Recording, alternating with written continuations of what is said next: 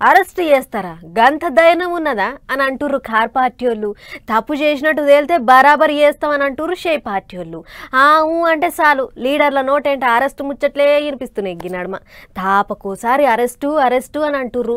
అన్నిటికీ మించి తెలంగాణలో కరెంటు కార్ల పోటీల కేసు మళ్ళోసారి రాజుకున్నది కాబట్టి పార్టీల నడుమ పంచది గట్టిగా నడుస్తుంది. చట్టం తన పని తాను చేసుకుపోతుంది. నేను ఇదివరకే చెప్పాను ఏ తప్పు చేయలేదని. ఏ తప్పు చేయలేదు. నేను లై డిటెక్టర్ టెస్ట్కే రెడీ అని ఏం చెప్తా అంతకంటే ఊకే ఎన్నిసార్లు చెప్పిస్తారు నాతో మాట కాదన్నట్టు మిషన్ పెట్టి షేకింగ్ చేసినా నేను తప్పు చేసినట్టు తేలదు, ఇంకేం చెప్పాలి చెప్పుండ్రా అన్నట్టు మాట్లాడిండు మాజీ మంత్రి. కరెంటు కార్ల పోటీల కేసు గురించి అడిగితే చట్టం తన పని తాను చేసుకుంటూ పోతుంది అన్నట్టు మాట్లాడిండు. అంతేకాదు సర్కారు వాళ్ళ మీద గట్టిగానే వేసిండు బాణాలు. పట్నంలో ఏం తక్క 9,000 ఎకరాలకు ఎక్కువనే భూముల మీద కన్నేసిండ్రు అన్నట్టు మాట్లాడిండు. 1 కాదు 2 కాదు 5 లక్షల కోట్ల స్కామ్ అయితాంది అన్నాడు మాజీ మంత్రి.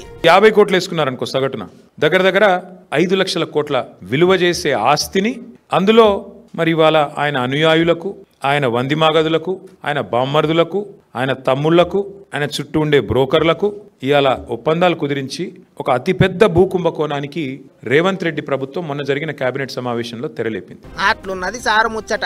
ఇక గంత గట్టిగా బాణాలు వేసినాక చెయ్యి పార్టీ వాళ్ళు ఎట్లు కుట్టరు చెప్పుండ్రే. ఎమ్మటే మైకుల ముంగటికి వచ్చిండ్రు.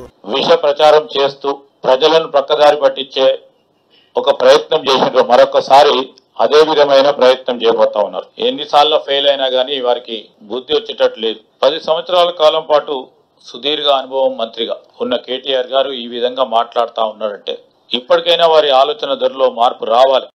అది సంగతి.